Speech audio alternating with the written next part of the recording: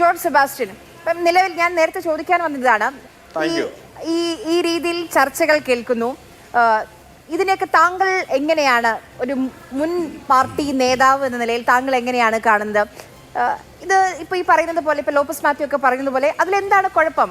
Chairman പാലയിലല്ലാതെ എവിടെ മത്സരിക്കാനാണ്? ഇതിൽ നമ്മൾ കൂടുതൽ അതിവായന നടത്തുന്നതാണോ നമ്മൾ?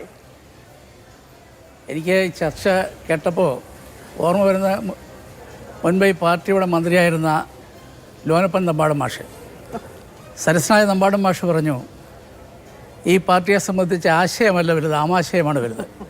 അതാണ് ഈ കേരള കോൺഗ്രസിൻ്റെ അടിസ്ഥാന ദൗർബല്യമെന്നാണ് പറയാം.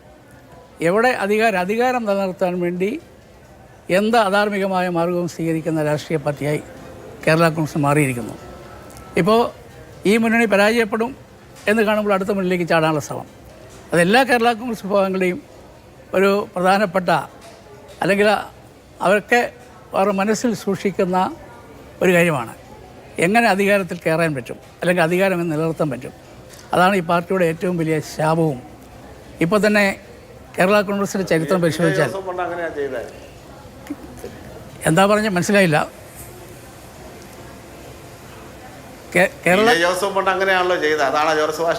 അതെ, ഞാൻ എല്ലാ കേരള കോൺഗ്രസിനെ കുറിച്ചാണ് പറഞ്ഞത്.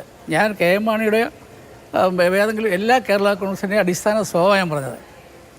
അത് 1969 മുതൽ തുടങ്ങിയ ചരിത്രം പരിശോധിച്ചാൽ അന്ന് കെ എം ജോർജ് എന്ന് പറയുന്ന കേരള കോൺഗ്രസിൻ്റെ സ്ഥാപക നേതാവ്, ആ സ്ഥാപക നേതാവ് 10-12 വർഷക്കാലം ഈ പാർട്ടിയെ നയിച്ചിരുന്നു. അദ്ദേഹമാണ് ഈ പാർട്ടിയുടെ സ്ഥാപക നേതാവ്. അന്ന് ബഹുമാനായ കെ എം മാണി പാർട്ടിയിലില്ല, കേരള കോൺഗ്രസ് പാർട്ടി രൂപീകരിക്കുമ്പോൾ. പക്ഷേ അധികാരത്തിൽ വരുമ്പോൾ അദ്ദേഹത്തെ അധികാരത്തിൽ മാറ്റി നിർത്തിക്കൊണ്ട് ഒരു പ്രധാന മാധ്യമത്തിൻ്റെ അവരെല്ലാം മുൻകൈ എടുത്തുകൊണ്ട് ശ്രീ കെ എം ജോർജിനെ അധികാരത്തിൽ മാറ്റി നിർത്തുവാനും ശ്രീ കെ എം മാണിയെ അധികാരത്തിൽ കൊണ്ടുവരാൻ ശ്രമിച്ചു. അന്നു മുതൽ തുടങ്ങിയതാണ് എങ്ങനെയും അധികാരം കൈയടക്കുക എന്നുള്ളത്. കേരള കോൺഗ്രസിനെ സംബന്ധിച്ച് എല്ലാ കേരള കോൺഗ്രസും ഉള്ളത് ഇന്നതെന്നില്ല, എല്ലാവരുടെയും പ്രധാനപ്പെട്ട ലക്ഷ്യം അതുമാത്രമാണ്.